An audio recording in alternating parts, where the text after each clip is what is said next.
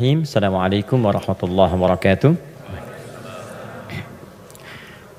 Alhamdulillah wassalatu wassalamu ala Rasulillah wa ala alihi wa sahbihi wa man walah wa ba'du. Fa ya ibadallah usi nafsi wa iyyakum bitaqwallahi faqad fazal muttaqun fala tamutunna illa wa antum muslimun. Faqala ta'ala ya ayyuhalladzina amanu taqullaha haqqa tuqatih wa la tamutunna illa wa antum muslimun. Teman-teman sekalian, saudara-saudariku, alhamdulillah kembali kita diberikan nikmat oleh Allah Subhanahu wa taala. Yang paling besar adalah nikmat hidup sampai saat ini. Karena di antara saudara-saudari kita ada yang telah kembali kepada Allah Subhanahu wa taala, dan kita doakan semoga seluruhnya jika dia muslim diampuni dosa-dosanya oleh Allah Subhanahu wa taala, dan mudah-mudahan juga diberikan rahmat oleh Allah dan diterima semua amal salehnya. Untuk kita yang masih hidup, perbedaan aktivitas, profesi itu hanya muka dunia saja. Toh seluruhnya itu peluang untuk beramal saleh. Saya lihat sebagian teman-teman kemarin ada yang dilantik di dewan, ada yang sebagian lagi beraktivitas, ada yang ke Palu, ada yang ke beberapa tempat, ada yang berdagang, berbisnis. Itu hanya muka dunia saja gitu. Ya, pada akhirnya itu adalah peluang untuk beramal saleh. Jadi dimanapun kita beraktivitas, maka tenunlah kebaikan di situ, karena mungkin Allah berikan amanah di situ kita bisa berbuat baik, dan di situ surga yang bisa kita raih. Maka jangan sampai ketika Allah titipkan kita sia-siakan peluang itu, karena tidak semua orang bisa mendapati itu semua. Saya turut mendoakan apapun yang kita kerjakan semoga diberkahi oleh Allah Subhanahu wa taala. Teman-teman sekalian, hari ini saya spesial ingin berikan kesempatan untuk diskusi kita. Kita tanya jawab hari ini supaya lebih luas dan ada jeda dulu dari apa yang kita bahas dari tema-tema yang lalu, sehingga barangkali temanya bisa lebih meluas untuk diskusi, dan persoalan-persoalan yang kita hadapi mungkin bisa lebih banyak di-share dan diberikan solusinya berdasarkan pandangan Al-Quran dan Sunnah Rasulullah SAW. Sebelum kita buka untuk diskusi ini, tadi dibacakan Al-Fatihah. Saya sedikit saja ingin share dari tinjauan ilmu Al-Qurannya. Al-Fatihah itu satu surat yang sangat istimewa di dalam Al-Quran. Semua punya keistimewaan surah Al-Quran tanpa kecuali. An-Nur itu surah cahaya.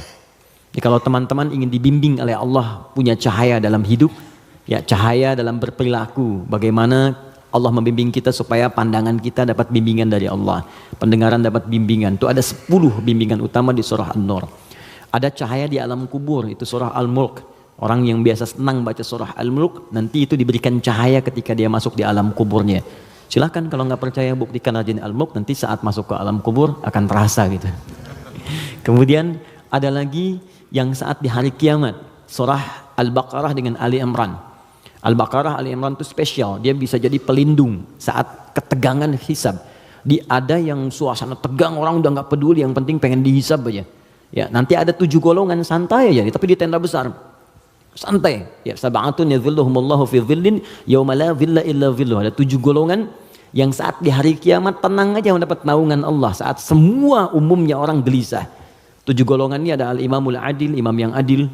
Ada kemudian yang paling indah itu rajulun, seorang laki-laki, atau syambun qalbuhu muta'alliqan bil masajid.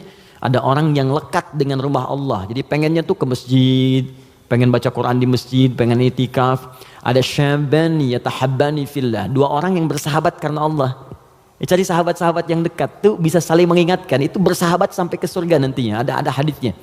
Ya, misalnya yang perempuan akhwat dengan akhwat, yang laki-laki ngingetin, yuk bangun tahajud yuk, gitu kan? Yuk baca Al-Quran, ayo kita ke majlis ilmu. Terus kalau ada berbuat yang kurang diingatkan, itu nanti di akhirat disatukan bahkan sebelum dihisab. Santai. Nah, tapi itu tendanya besar. Keluar dari tenda itu mustahil, tapi ada 1 golongan yang bisa jalan-jalan saat hisab. Keluar dari tenda itu jalan aja. Dialah pecinta Al-Baqarah dan Ali Imran. Ahli Al-Baqarah dan Ali Imran. Hadisnya sahih di Al-Bukhari. Ka'annahuma ghamamatan. Orang yang sering baca, bukan spesifik hafal ya, ingat, bahkan baca. Dia mencintai Al-Baqarah, cinta Ali Imran, sebelum tidur dia baca. Dia telaah itu. Itu nanti keduanya menjadi pelindung. Ka'annahuma ghamamatan. Jadi saat lelah, penat, padat, panas, itu jadi pelindung di atas kepala ya. Nah, kalau Anda punya bukunya Al-Imam An-Nawawi, namanya At-Tibyan fi Adab Hamalatil Quran. Jadi sebelum menulis Al-Arba'in 42 hadis, pernah dengar? Ada Riyadus Shalihin 1896 hadis. Beliau menulis namanya At-Tibyan fi Adab Hamalatil Quran. Bagaimana bercengkrama dengan Al-Quran. Ada petunjuknya. Nanti ada di halaman 52 terbitan Darun Nafais paling kanan pertengahan. Itu dikisahkan orang yang senang sebelum tidur baca Al-Baqarah. Saking senangnya di kebiasaan. Dan itu saking dekatnya dengan surat itu, dia tertidur satu masa belum sempat baca Al-Baqarah. Tiba-tiba dalam tidurnya kaget, dia bangun mimpi, terus tangannya tersenggol kawannya. Kawannya kaget, bangun juga, dia tanya, "Mas Bika, kenapa kamu begini?" Kata kawan yang tadi, "Wallahi ra'aitul fil manam laqad natahatnil baqarah." Tadi saya di mimpi, di tidur saya mimpi, saya diseruduk Al-Baqarah. Al-Baqarah kan sapi betina gitu kan. Nah, diseruduk, bangun, kamu belum baca saya gitu. Nah, itu sampai begitunya gitu ya. Jadi kalau Allah sudah sayang dengan seorang hamba, terus dia dekat dengan Al-Quran, maka Al-Quran itu akan menjaga kita. Nah, Al-Fatihah dia spesial. Al-Fatihah itu kan ada alnya ya. Ya. Fatihah itu artinya pembuka. Oh, ini kelihatan? Belum saya tulis. Masya Allah, imannya kuat banget, belum ditulis udah kelihatan. Wah, luar biasa. Ya, semoga Allah ampuni dosa kita. Fatihah. Oke. Sini baik-baik, fokus. Fatihah itu artinya pembuka, bukan sekedar pembuka, tapi pembuka semua ragam kebaikan, semua jenis kebaikan.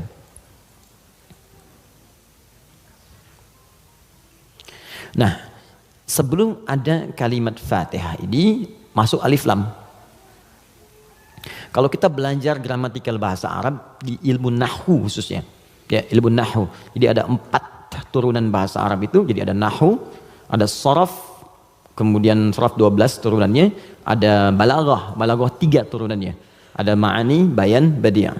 Ma'ani itu untuk memilih kata sehingga diksinya tepat untuk diungkapkan. Kayak kita mau bicara ke orang dewasa dengan anak kecil, anak muda beda kan? Bahasa milenial dengan bahasa yang senior lain ya. Nah, itu ma'ani. Bayan cara mengungkapkannya supaya jelas. Badi untuk memperindah kalimat supaya nyaman diterima. Jadi kalau kita mengajar seperti orang tidak tergurui, memerintahkan tidak tersinggung untuk kemudian diarahkan. Itu badi ya namanya. Sama kayak Anda memuji, saling puji ya. Kamu cantik deh, itu biasa.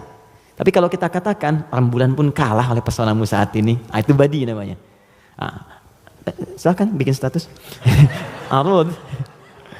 Yang terakhir arud. Arud itu sebetulnya ilmu untuk bikin puisi di Arab. Ada 16 rumusnya. 16. Jadi disebut bahar namanya. Ada tawil, tawilun lahulun al-buhuri fadailu fa'ulun mafa'ilun fa'ulun mafa'ilu. Ada rajaz. Ya mustaf'ilun mustaf'ilun mustaf'ilun mustaf'ilun mustaf'ilun mustaf'ilun. Sautus safiril bulbuli hayyaja qalbi thamili al-ma'u wa zahrum ma'a zahri lahdil muqali fa anta yasali dari wa sayyidi wa maulali fa kam tayyibuli ghazailun uqayqali qataftuhu min wadatin fi hadha ar-rajuli fa qala la la la faqad ghada muharwili wal walad wali ya wailali fa qultu la tuwalwili fa bayyinu lu'lu ali qalat lahu hina kadha in radidul muqali kahatan ka khailali tabtabitam tabtabuli. Coba diulang. Itu orang Arab. Cuma nanti belakangan itu bisa jadi rumus untuk bisa membedakan cara baca Quran dengan cara bacaan di luar Quran. Bisa. Di puisi itu kan puisi Arab ada qasidah namanya. Ya qasidah itu asalnya bukan yang pakai rebana, bukan. Ya qasidah itu kalau puisi ada 7 bait disebut qasidah. Misal, rumusnya madid. Mufa'alatun fa'ilatun tala'al badru alaina min thaniyatil wada'. Itu asalnya qasidah. Dari bait puisi rumusnya madid. Ya, tapi orang jahiliyah dulu pun saat masuk Islam itu nggak pernah baca Quran dengan langgam-langgam ini. Ya pernah ada riwayat sampai Nabi misalnya imam baca Quran dengan madid. Ya, tala'al badru alaina wadduha wal laili idza saja. Kan enggak kan? Jadi sejahiliyah-jahiliyah mereka pun itu nggak pernah digunakan langgam ini untuk baca Al-Quran karena memang beda. Jadi kaidah makanya nggak bisa musik misalnya sekarang lagunya dipakai untuk baca Quran itu nggak bisa. Karena beda ininya, frekuensinya lain. Gak ada kan imam baca sekarang iyyaka na'budu wa iyyaka nasta'in, gak ada kan? Ya bisa sih bisa, cuman enggak gitu ya. Kan gak enak kedengarannya. Itu ilmunya arud namanya. Dan ini ilmu bisa digunakan untuk mengukur pahala yang diberikan oleh Allah. Nanti lain waktu kita bahas. Nah, di ilmu nahwu ada al. Al ini punya dua arti secara umum. Satu disebut ta'rif, ma'rifat. Ma'rifat. Ma'rifat. Yaitu huruf yang ketika melekat pada kalimat menunjukkan sesuatu yang khusus, spesifik. Kalau di bahasa Inggris, the mungkin ya, artikel the. Car, mobil, umum. The car, yang ini nih, bukan yang lain. Pen, umum. The pen, yang ini, bukan yang lain. Nah itu dalam bahasa Arab al namanya. Jadi kalau ada al, yang dimaksud yang ini, khusus, spesifik, bukan yang lain. Al pertama yang melekat pada Al-Fatihah, berfungsi ma'rifah, menunjukkan sesuatu yang khusus. Surah ini adalah surah pembuka yang sangat khusus. Karena dia disusun khusus untuk membuka surah-surah dalam Al-Quran. Jelas? Semua ayat Quran itu baik. Dan pembuka kebaikan di ayat-ayat Quran disebut dengan Al-Fatihah. Jadi kalau Anda belajar Al-Fatihah dengan baik, maka Anda akan temukan bahwa surah ini khusus ditempatkan membuka untuk semua untayan ayat-ayat Al-Quran. Yang kedua, Al di sini kenapa disebut Al-Fatihah? Karena surah ini khusus ditempatkan untuk membuka bacaan dalam sholat. Jadi ketika kita mulai takbir, Allahu Akbar, rukun bacaan pertama dalam sholat itu Al-Fatihah. Jadi kalau bapak, ibu, teman-teman, ikhwan, akhwat tidak baca iftitah, itu sholatnya masih sah. Karena sunnah hukumnya. Tapi kalau Anda sengaja nggak baca Al-Fatihah, maka Anda mengulang sholat, batal hukumnya. Jelas? Nah, yang dahsyat yang mau saya sampaikan, ini rahasianya. Awas, saya fokus ya, ini rahasia dan diantara kita saja. Oke. Disebut alnya yang kedua dengan istighraq namanya, istighraq. Ya, jangan hafalkan istilahnya, yang penting paham maksudnya. Istighraq itu al yang menunjuk makna yang komprehensif, holistik. Sesuatu yang menyeluruh. Semua menyeluruh sifatnya, tanpa kecuali. Al. Contoh begini. Alhamdulillahi Rabbil Alamin. Al di situ mencakup semua maknanya, komprehensif, seluruhnya tanpa kecuali. Makanya ketika hamdun artinya pujian, alnya diartikan segala. Lihat terjemahan. Segala puji hanya milik Allah. Alnya semua, jadi semua jenis pujian kembali ke Allah. Nah konsekuensi fikihnya, kalau kita katakan semua pujian hanya milik Allah, berarti jangan mengambil bagian dari pujian itu, sehingga berkuranglah sifat pujian kita kepada Allah. Contoh, Anda punya anak nih, dilatih baca Quran, bagus, sampai hafal 30 juz. Tiba-tiba teman berkata, oh Masya Allah, ukhti, akhi, anaknya pintar sekali, bagus, hafal Quran. Anda katakan, Alhamdulillah, semua karena Allah. Cukup. Jangan tambahkan lagi. Kalau Anda tambah, berkurang pujian itu. Ya, saya juga berdoa sih, malam-malam saya doakan, terus saya latih juga, kirimkan pada guru yang baik, itu jadi wasilah, nah, itu berkurang. Jelas ya?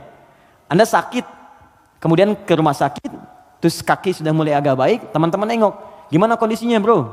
Ya kawan, bagaimana kondisinya? Alhamdulillah, sudah baik. Nah kalau sudah Alhamdulillah jangan ditambah. Ya walaupun sedikit, ya walaupun meskipun barangkali itu hilang semua. Karena ada al. Nah sekarang, masukkan ke sini. Tadi teman kita baca Al-Fatihah, fungsi yang kedua, dia ini. Istighraq menunjuk pada makna semua tanpa kecuali. Kalau digabungkan dengan makna ini rahasianya. Pembuka jenis kebaikan. Masuk al di sini. Maka surah Al-Fatihah, seluruh ayatnya, kalau dipelajari dengan benar dan diamalkan, dia akan membuka semua jenis kebaikan yang diharapkan dalam hidup. Orang ingin sukses, pelajari Al-Fatihah, maka akan dibuka kesuksesan. Ada yang sakit, ingin mendapat kesembuhan cepat, pelajari Al-Fatihah.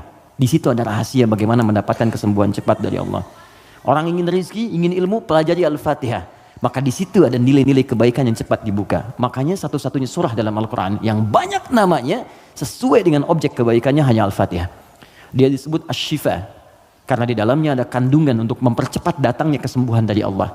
Ada kepala suku di Arab dulu tersengat kalajengking Arab, racun masuk ke dalam sampai sekarat. Secara medis nggak bisa, semua angkat tangan. Datang rombongan sahabat, yang tadinya mampir ditolak, kemudian dikejar. Ada nggak yang bisa menyembuhkan di antara kalian? Satu orang mengangkat tangan. Kata orang ini, insya Allah, bukan saya akan sembuhkan kalau Allah berkehendak. Dibawa orang ini kemudian menghadap pada kepala suku tadi, dilihat kondisinya, dibacakan Al-Fatihah, hanya sekali baca, tidak diulang, tanpa wasilah apapun. Begitu dibacakan, selesai baca, sembuh orangnya. Nah, ini pembuka semua jenis, makanya dalam setiap keadaan seringkali dibaca Al-Fatihah, Fatihah, Al-Fatihah. Tapi persoalannya, kok orang dulu bisa sekali baca sembuh, orang sekarang ratusan ribuan kali nggak sembuh-sembuh gitu. Persoalannya apa? Nah, rahasia Al-Fatihah ada di ayat kelimanya. Ini yang mau saya sampaikan, ini hadis qudsi di sini. Ya. Ayat kelima, yuk kalau kita hitung dari bismillah, bismillahirrahmanirrahim, alhamdulillahirabbil alamin, arrahmanirrahim, maliki yaumiddin. Kelima, iyyaka na'budu wa iyyaka nasta'in. Saya bacakan hadis qudsinya, ini yang mengiringi ayat ini saat diturunkan.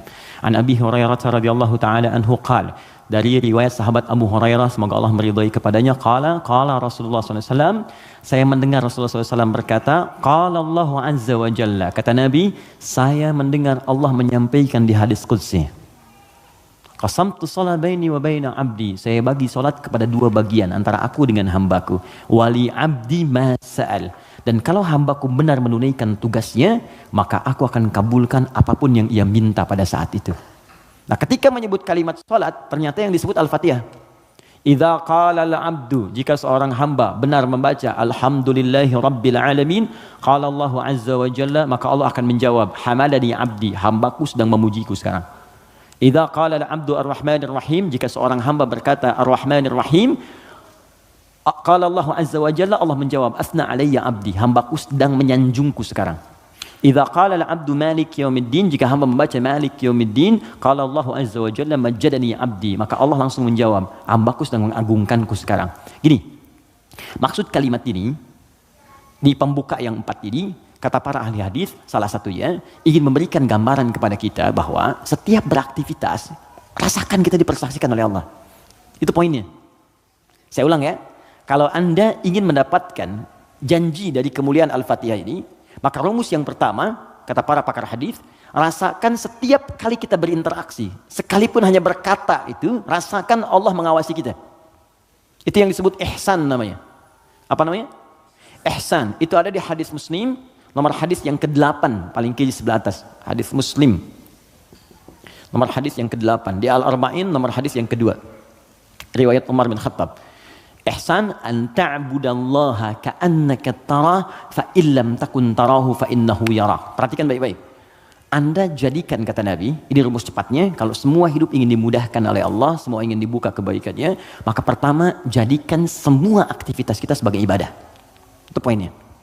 Yuk teman-teman yang kerja, niatkan ibadah. Kalau Anda cuma kerja aja, jangankan Anda, yang belum beriman pun kerja juga. Coba cek. Anda bisnis, dia bisnis. Bisnisnya sama dengan Anda. Anda kerja, dia kerja. Kerjanya sama dengan Anda. Di kantor yang sama, jamnya sama, pekerjaannya sama. Dia belum beriman, Anda beriman. Pertanyaan saya, yang membedakan iman Anda dengan dia yang belum beriman apa? Maka kata Nabi, mesti ada bedanya. Bedanya itu adalah, jadikan pekerjaan kita diniatkan ibadah. Itu poinnya. Makanya setiap pekerjaan kita itu pasti melekat doa di dalamnya. Untuk menjadikan pekerjaan jadi ibadah. Silahkan cek. Cuma dalam Islam ya, dan kita hormati yang lain. Oke, jangan mencela, jangan apapun, kita hormati. Tapi kita yakini untuk menunjukkan Islam itu agama yang benar. Cuma dalam Islam, yang seluruh aktivitasnya bersanding dengan doa. Dari bangun tidur sampai tidur lagi. Coba lihat, bangun tidur kita ada doanya nggak? Ada. Cek. Yang lain tidak. Bangun tidur kita ada doa. Makan ada doanya? Ada. Minum? Ada. Berpakaian? Ada. Bahkan maaf ya, urusan ke toilet pun ada doanya. Bahkan kakinya diatur. Masuk toilet kaki kiri, keluar kanan. Beda dengan ke masjid. Masuk masjid kaki kanan, keluar kiri. Doa masuk keluar beda. Tuh, bekerja ada doanya. Even kita tidak tahu doanya pun, kata Nabi cukupkan dengan kalimat Bismillahirrahmanirrahim. Kullu amrin dzibalin la yubda'u fihi bi Bismillahirrahmanirrahim fahuwa abtar. Setiap perbuatan baik yang tidak diiringkan kalimat Allah di dalamnya, minimal Bismillahirrahmanirrahim. Paling singkat Bismillah. Minum Bismillah, makan Bismillah, ya bekerja Bismillah. Itu kalau kita nggak ungkapkan itu mohon maaf, nilai ibadahnya hilang. Ya. Nah, apa manfaat menjadikan aktivitas kita ibadah? Di antara manfaatnya, kalau kita menjadikan itu ibadah dan kita merasa disertai, diawasi oleh Allah, maka mustahil Anda akan mengerjakan yang buruk dalam hidup. Mustahil. Ini ada minuman ditawarkan pada Anda. Dan Anda merasa saat akan minum ini, Allah mengawasi kita. Maka mustahil Anda akan menyentuh minuman yang tidak disukai oleh Allah. Mustahil. Demi Allah saya katakan. Nggak akan pernah Anda minum minuman yang dilarang, bahkan mengucapkan kalimat bismillah. Udah minum aja dulu whiskinya pakai bismillah biar dosanya kurang dikit. Nggak bisa. Mustahil.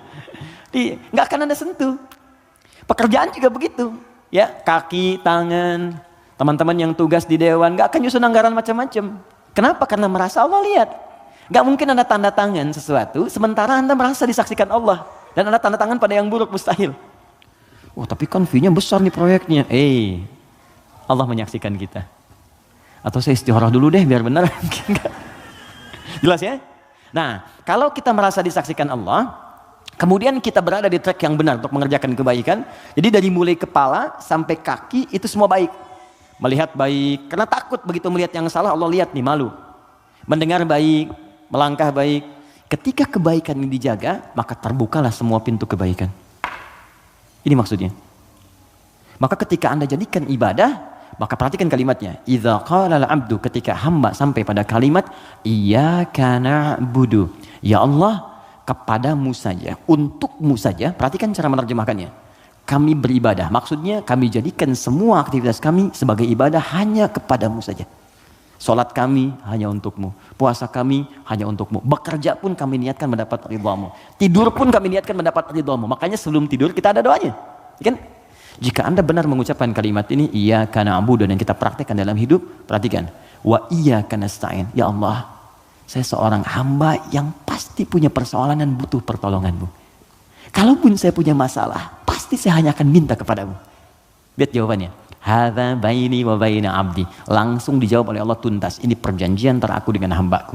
Wali abdi. Kalau hambaku benar komitmen dengan perkataannya, mengerjakan semua aktivitasnya sebagai ibadah kepadaku, masalah apapun yang dia minta, aku akan kabulkan. Hadis qudsi. Apapun yang dia minta, aku akan kabulkan. Bahkan ada orang yang belum minta sudah diberikan oleh Allah Subhanahu wa taala, bergantung pada level ibadah yang ia kerjakan. Semakin tinggi, semakin kuat. Nah, kalau Anda kumpulkan jumlah ibadah ini, ada sholat, ada puasa, Anda tingkatkan, infak, baca Quran, semakin ditingkatkan semakin tinggi, maka kumpulan ibadah ini disebut takwa namanya. Apa namanya? Takwa. Karena itu ketika Quran menyebutkan kalimat takwa, pasti bersanding dengan ibadah. Coba lihat, sholat ibadah bukan? Kalimat sholat dibuka dengan takwa. Dzalikal kitabu la raiba fihi hudal lil muttaqin. Al-Baqarah ayat 2. Siapa orang takwa di sini? Ayat 3. Alladzina yu'minuna bil ghaib wa yuqimunas shalah. Oke, teman-teman, kita puasa. Puasa disandingkan dengan takwa. Al-Baqarah ayat 183. Ya ayyuhalladzina amanu kutiba alaikumus syiyam kama kutiba alal ladzina min qablikum la'allakum tattaqun. Yang kemarin haji, semoga Allah terima hajinya. Yang umrah, semoga yang belum segera berangkat insyaallah, ya. Yang nggak cukup dengan amin, nabung, siapin schedule yang baik. Oke, sekarang lihat. Kita haji yang umrah, itu muaranya takwa. Buka Quran surah kedua ayat 197, paling kanan sebelah atas. Al-hajju ashhurum ma'lumat, faman faradha fihinna al-hajja fala rafatha wala fusuqa wala jidala fil hajj wa ma taf'alu min khairin ya'lamhu Allah wa tazawwadu fa inna khairaz zadi taqwa. Semua takwa. Nah, rahasianya di sini. Kenapa kita diminta salat, puasa, zakat, takwa? Karena ternyata takwa itu wasilah untuk mencapai harapan yang kita inginkan. Buka Quran surah kelima ayat 35, paling kanan sebelah bawah di mushaf. Quran surah kelima Al-Maidah ayat 35. Saya kasih rumus cepat, setelah ini kita diskusi. Oke. Ya ayyuhalladzina amanu, hai orang-orang yang telah menyatakan dirinya beriman kepada Allah, ittaqullaha, tingkatkan takwamu kepada Allah. Tadi bentuknya ibadah. Jadi kalau sholat tingkatkan. Maksud ditingkatkan di sini dari yang fardu ke sunnah, gitu kan? Dia bukan menambah bilangan yang fardu. Oh, berarti besok aku subuh dari 2 jadi 4 gitu ya Ustaz. Ya, saya tambah dengan yang sunnah. Yo, yang belum duha, yang belum tahajud, tambah, naik ke atas. Ya, puasa tambah, yang dari Senin tambah Kamis. Okay? Kamis, Senin, Kamis, puasa Ayyamul Bid, 3 hari di pertengahan bulan. Tambah lagi misalnya daun, kalau kita mampu sesuai dengan kemampuan. Naik, untuk apa? Teruskan ayatnya. Wabtaghu ilaihil wasilah. Takwa itu gunakan sebagai wasilah untuk meminta kepada Allah apa yang kau harapkan. Teman-teman mau minta apa? Sukses di karir? Nyaman di rumah tangga? Anak-anak sehat? Pintar? Hafal Quran? Kalau Anda punya permohonan tertentu kata Allah, maka sebelum memohon, cari dulu wasilah takwa. Beramal dulu. Dan niatkan amalan itu untuk mewujudkan apa yang ingin Anda mohonkan tadi. Itu rumus. Makanya banyak orang yang mengerjakan ibadah itu diisi dengan doa permohonan. Puncaknya sholat. Makanya sholat disebut sholat karena banyak doa di dalamnya. Coba lihat, waktu kita diminta sholat. Mu'adzan itu pengumumannya, kan itu membuat kalimat bukan cuma sholat.